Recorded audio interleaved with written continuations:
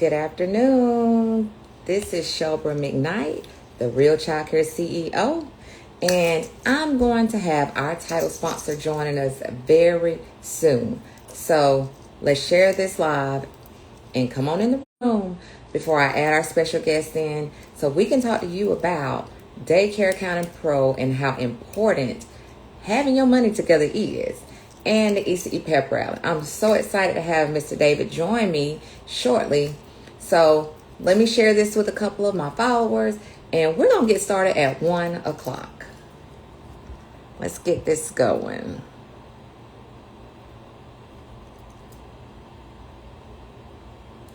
I hope everyone's having a great day. Wrong thing. It's a wonderful day here. Hasn't been too busy. Back to school season is in full force. What's everyone up to?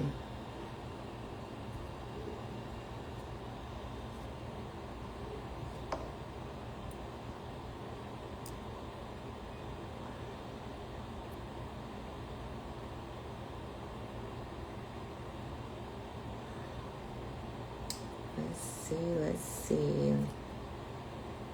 Let's get some folks in the room.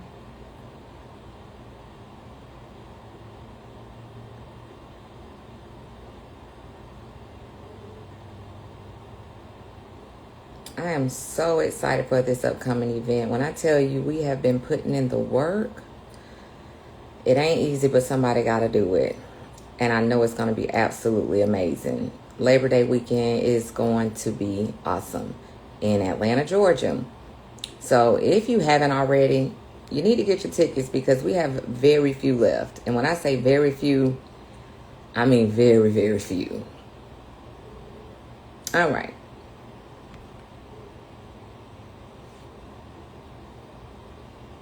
So I can see you, but I can't hear you because I'm getting ready to add you. View request.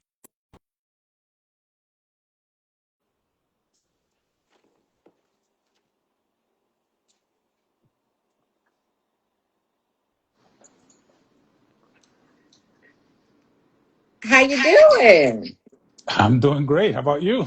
I'm doing good. It's good to see you again. That's right. You look like you got some sun there. Yes, well, I think it's more my lighting than Oh actually the yeah? sun. Okay. So, yes, I have with me today Mr. David of Daycare Accounting Pro Professionals. And today we're just going to sit down and have a very casual conversation and talk about the importance of having your money together, especially in the daycare industry. Sometimes for us, money can just fall out like a waterfall and you don't even know where it went.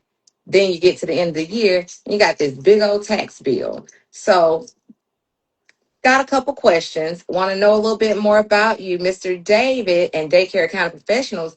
They are our title sponsor for the ECE Pep Rally, and he will be presenting at our event. So we're just going to dive in, and I just want to say welcome. We're so excited to have you and being able to partner with you this year. So thank you for joining us. All right, thank you for having me. Absolutely. So, if you would tell us a little bit about yourself and how you began working specifically with childcare business owners. Okay. My name is David. I started my career in the tax industry back in 2010. And the first client that I had was my cousin, and she owned a childcare center. So that kind of started it all. Pretty soon, the word got around. She spread the word in an effort to support her cousin, obviously. And we built up a pretty good number of childcare centers. Then I got to the point where I knew more about the childcare industry than the owners themselves. Mhm. So we said, let's do a rebranding here and start focusing primarily on the childcare industry. And the turning point was in 2016 when during the debate between Hillary Clinton, where she was wearing that white suit, and Donald Trump, that she exposed and called them out and said, this guy made billions and paid $750 in taxes. And at that point, That's when his response to that was, because I'm smart. Mm. And I kind of twitched there. I was like, what does he mean by that? And, that's kind of like a gangster move to say that on a debate. And then he followed up by saying, I'm paraphrasing, if you want me to pay more taxes, change the tax code. Mm. And that's when the light bulb went up and said, okay, so the secret to tax savings is in the tax code. And since then, we've been looking at strategies that obviously benefit the childcare industry in some ways that most people can't imagine. So usually when I have my Zoom calls with prospects or clients, I had a client, I'll give you an example. I had a client in 2023. She told me that she paid $251,000 in taxes in 2022. And I just blurted out, I could save you at least $100,000. And when I said that, she jumped back. Her eyes got similar to yours, size of a quarter, and said, yeah. But she stayed on the call. I thought she was going to hang up. She said, I'm not too sure. There's a lot of scams going on. Said, this isn't a scam. This is the tax code. This, Jeff Bezos, Elon Musk, all these corporations pay zero in tax. They're using the same tax laws that you and I have access to. So what's the difference? The difference is tax planning. And when I understood that, when he said, you have to pay more in taxes, I took that and ran with it. And now I'm fortunate enough to be sitting in those rooms where tax strategies are being discussed, they're being vetted, and they're being applied on tax returns. So like, what's his name? Cat Williams. Mm-hmm. Cat Williams, he has this skit where he talks about what he does with Hollywood. I do the same thing with taxes. So I get into these rooms, I hear the stories, I see it being vetted. Okay, this is how it works. Then I gather that information and I run back to the ECE pep rally and I share it. That's pretty much what I do. And that's so powerful because I'm a big advocate for staying in my lane. And one of the things that I teach to my clients is that when you don't know something, the power is acknowledging what you don't know. Because you waste money, you lose money and time when you try to work in a lane that's not yours. And so I think it's so powerful, what you just shared in reference to they need to change the tax codes because it wasn't that he paid $700. It was the fact that he did it and he was able to stand on it and say, you're right. So I think that's just so amazing and so beneficial for our industry because we have lots of revenue, but the value of the revenue doesn't mean anything if you spend it all out or you're not planning to be able to keep as much of it as possible. So next question is, what are some of the most common financial mistakes that you see us childcare owners make?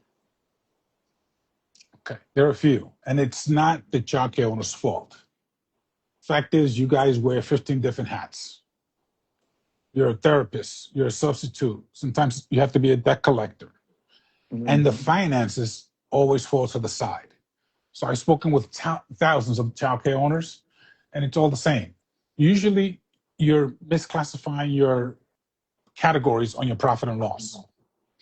And Mhm. because you don't have that grasp and knowledge of knowing your numbers, that's how money leaks. You'd be surprised how many childcare owners ask, okay, so what was your net profit last year? And they have no idea. As a business owner, you have to know your numbers. And I get it. Most childcare providers started out with a heart of gold, trying to help the community. But it gets to the point that once you cross that 500,000, $1 million threshold, you just became a business owner. Mhm. And as a business owner, you have to know your numbers. If you know your numbers, that will put you in a position of strength. So when a bargain does arise, you're able to pull the trigger. And sadly, in the next 18 months, there are going to be a lot of bargains in the form of centers that you can pick up at a bargain price, bring into your portfolio, and you could double your revenue. So if the one piece of advice that I would give childcare owners is to know their numbers. And I think you're right on. I think that regardless of the coaching program, the event, that is across the board, one of the most important things is you got to know what money you're bringing in and where you're spending it out.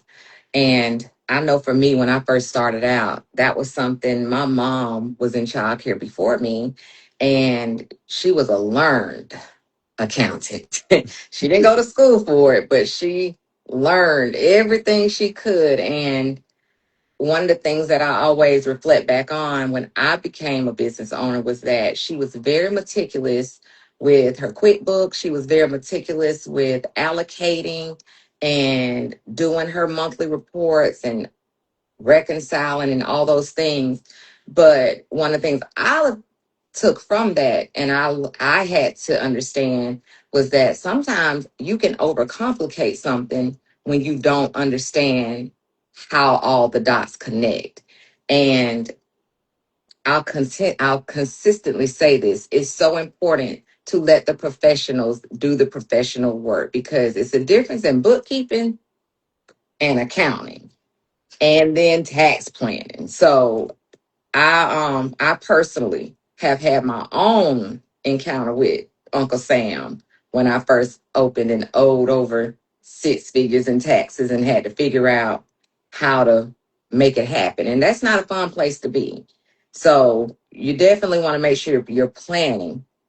And to piggyback off of that, how can owners whether really determine whether their center is truly being profitable when it comes to making money, opposed to are you spending money on taxes, or I know we talk about planning to pay your taxes, but is there it how can they determine that the money they're making is matching what they're paying out in taxes? Is that something that you provide, your service helps do, or is this something that we should just know?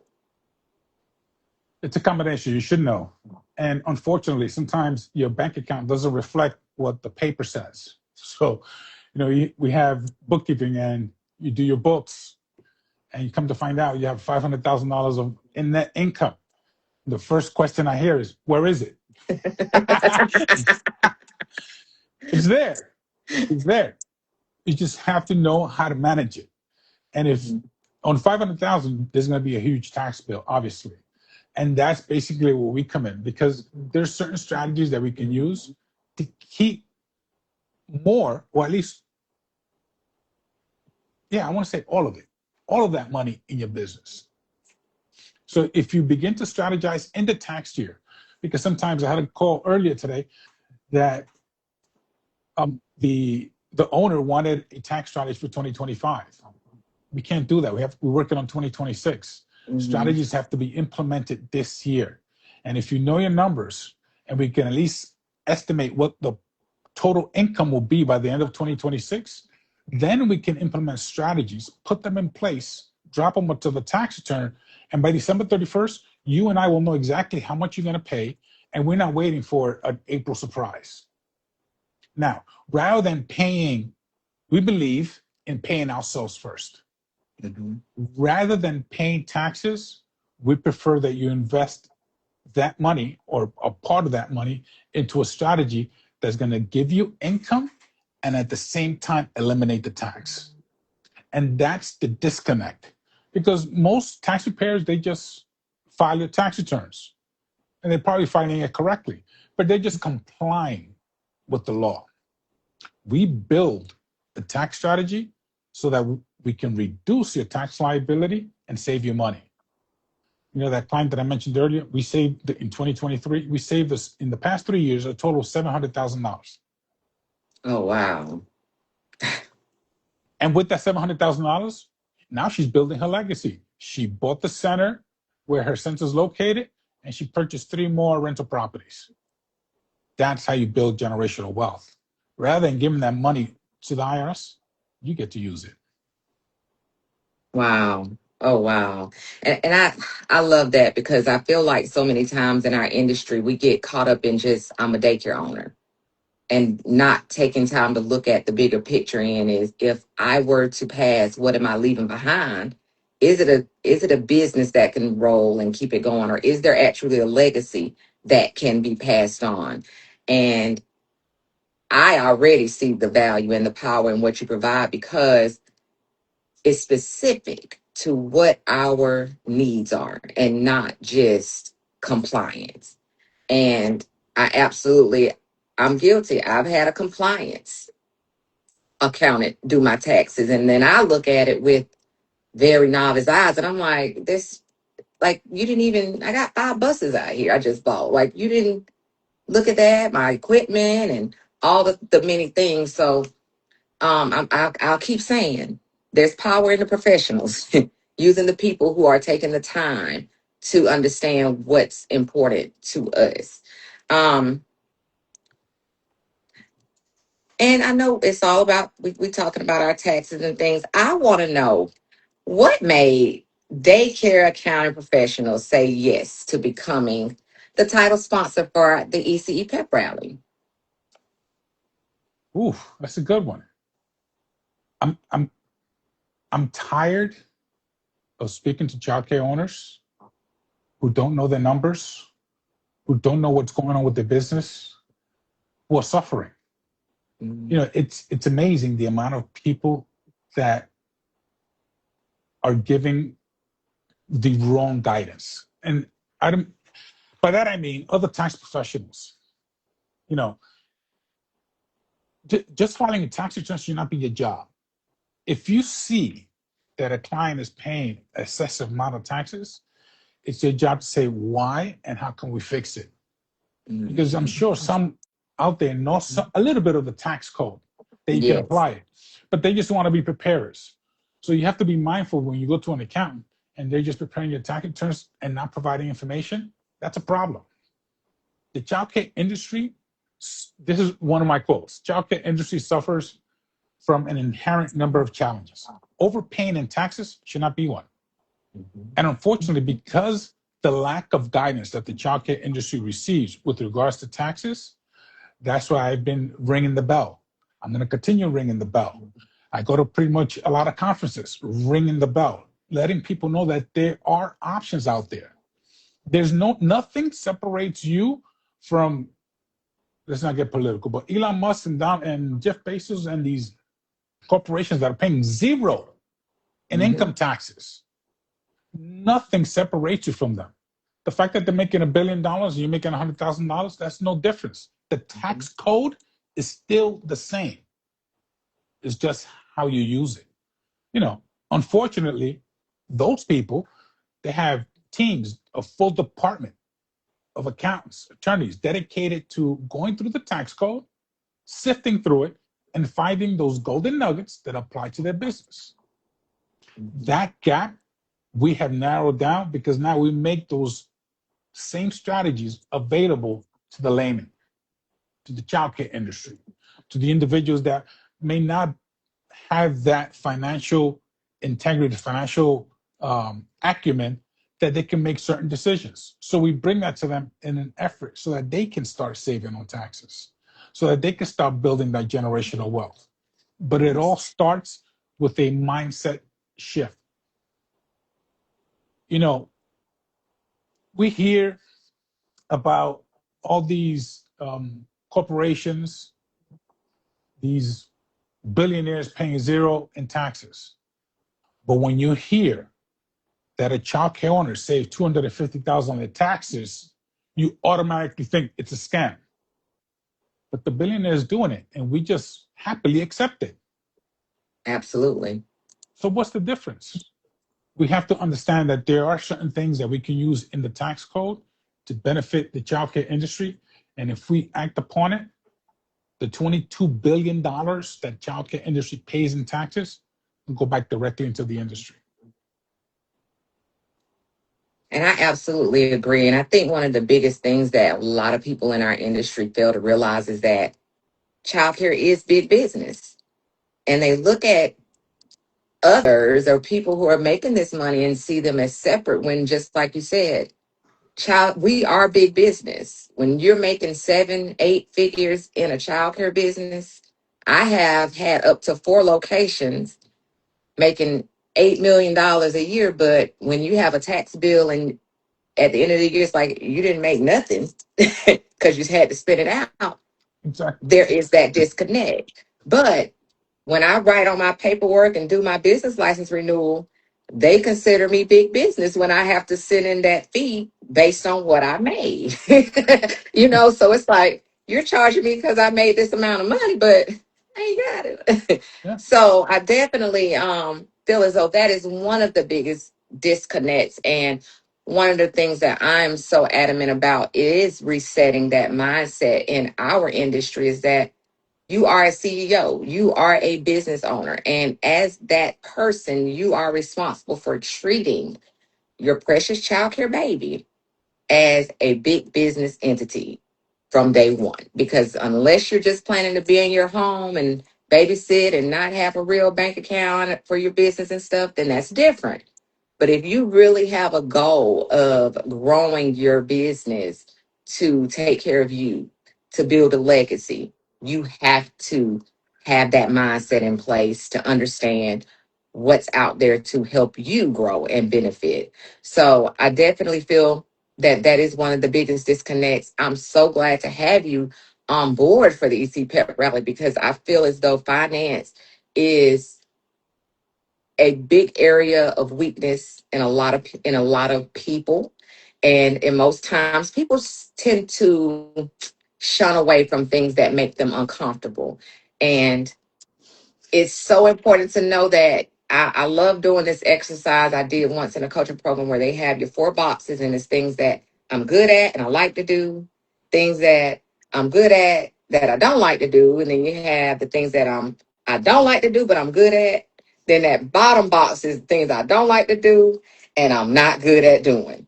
And most of the time, finance, money, taxes fall in that bottom square. So I'm so grateful to have you on board because it gives a different light and a new perspective of this is someone that can be on your team to help you prepare and not sit looking backwards. You need to be preparing and looking forward to make your money work and be smart and not look back and say, well, what happened? What can I do for 2025?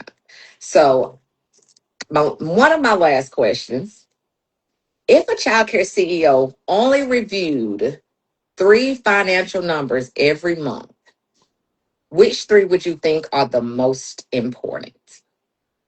The gross, the staffing costs, and the net income. So the gross, obviously, you have to know how much money's coming in. That's a given. The staffing costs. So the benchmark for a childcare business, payroll costs or staffing costs should be between 40 and 55%. If you're above that, we have to have a conversation as to why is it above. So in the benchmark accounting for childcare, we have different buckets.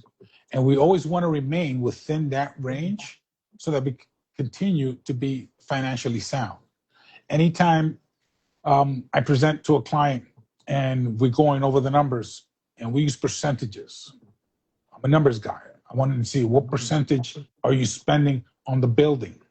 What percentage are you spending on staffing? What percentage are you paying for administrative duties? So if administrative duties should be between 5 and 10% and you're at 20, we have to have a conversation. Why are we at 20? And what do we need to do to bring it within range of that 5 to 10%? And as we begin to develop that, you begin to get into a pattern, a habit of watching those numbers. And that's what I do. We do it so that you can get in the habit of knowing those numbers. And the moment you know those numbers, your gold star. Like you mentioned, uncomfortable. Uncomfortable conversations with the right people are priceless. Yes. Unfortunately, I'm a controversial guy. I accept it because I live in a controversial topic, which is taxes. And I get it. But when we're able to show you the amount of money that you're giving away to your silent partner, because the IRS is your silent partner. That's the partner that's not there when you have to deal with parents, with kids, with enrollment, with staffing. They don't do anything. And at the end of the year, they have their hand out. And that silent part is to be addressed and erased out of the picture. Mm, I love that. I absolutely love that. And I know I said that was one of my fewest last questions, but that just made me think of something else. And I got Go to ahead. ask. So when you're talking to a number of people, you got to talk about the Yeah. numbers. Okay. I'm So ready. this question is for someone who may be in early stages of their childcare business. And many times in the early stages, you're just struggling to make ends meet. What would you recommend for someone in that phase of life that aspires to grow, but they're not quite sure how to save or how to plan? What will be your word of advice when it comes to money management, saving, when things just don't they not like you want them to be? Okay, so let's paint a picture so that everyone is on the same page. So let's say you're a childcare, you're doing, let's say, $500,000, um, and you're working in the business and you have 10, 15 employees. In a situation like that, one of the things that we recommend is that you always try to be a capacity. This is like a scale. You can have 10 different attributes that help you build your business. Enrollment is one. So if you know that you're at 50%, your focus shouldn't be on taxes, like you mentioned. Give that to the professional. Your focus should be on building that enrollment, bring it up to capacity, because that is where the money is at. We had a client that I spoke to him, and he was concerned. He wanted tax planning. David, I need to get rid of this tax bill. I need to get rid of this tax bill. And when I asked him, what's your capacity and what's your enrollment? When I ran the numbers, he was leaving $2.3 million on the table. Ooh. I said, John, forget about tax planning. We can take care of that. You need Mm-hmm. to focus on that $2.3 million you're leaving on the table. And his Oh response is, yeah, yeah. I know. You know? Come on. You got to get to work. If I told anyone, you can make $2.3 million on an existing business, Yes. that's where your focus should be. Forget about the taxes. Mm-hmm. We can handle that. We need to focus on the 2.3 million. And even if you're just preparing taxes and just being compliant, it's still 2.3 million that you're leaving on the table. Mm-hmm. And that kind of coaching and mindset shift has to be done through those uncomfortable conversations, unfortunately. Mm-hmm. But I love that. someone that's getting started, if you build those habits now with regards to your bookkeeping, so if your books are messy, your taxes are messy, and your tax planning is messy. So the first thing I would tell a someone that's in the business a couple of years is pay attention to your books and records.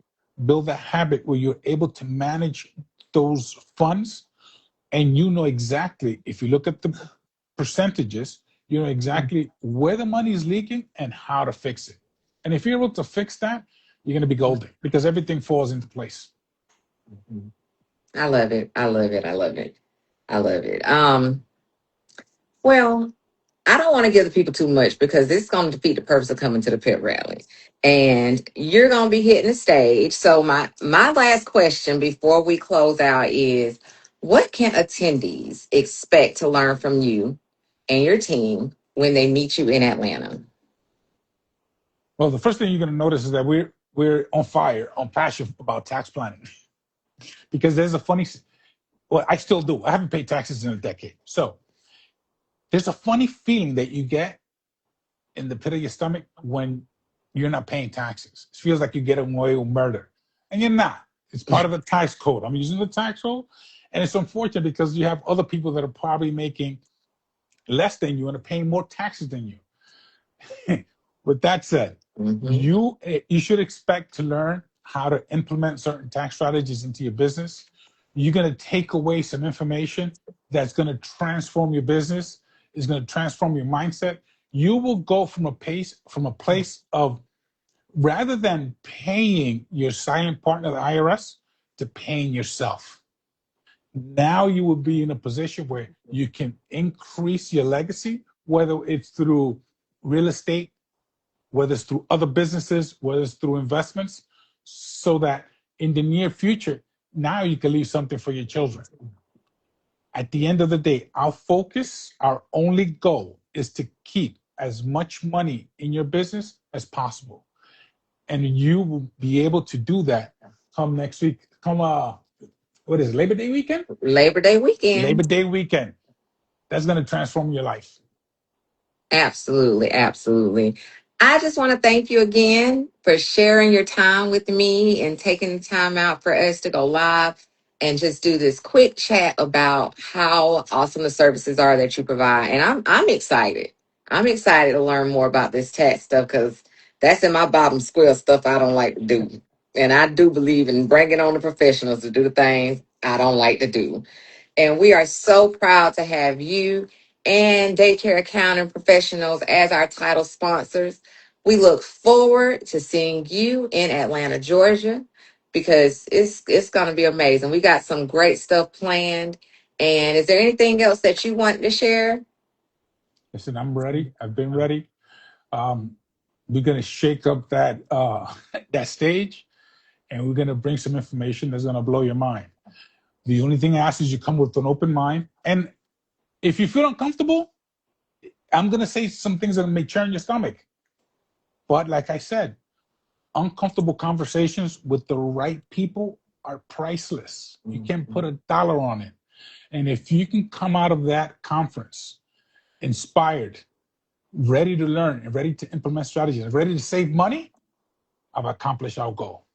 Absolutely. And something that I haven't mentioned, because I don't do a lot of lives, but this year, with us expanding to have more days, we're offering a roundtable opportunity for our speakers to be able to meet and engage one on one. So if you are attending, not only, I know it's sometimes nervous to go up and approach someone, but this roundtable opportunity that we're providing is intended to make it less formal, so you can speak to someone on a one-on-one and ask a question that you may not want to ask in a group setting. So I'm super excited about that. Can't wait. I will be posting this live and sharing it on Facebook. If y'all have questions, don't hesitate to reach out. Thank you so much. I appreciate you meeting with me again. Thank you, Shelbra. You all See you. have a great afternoon. See you All right, you too. soon. See you in a couple of weeks. Yes, sir. All right.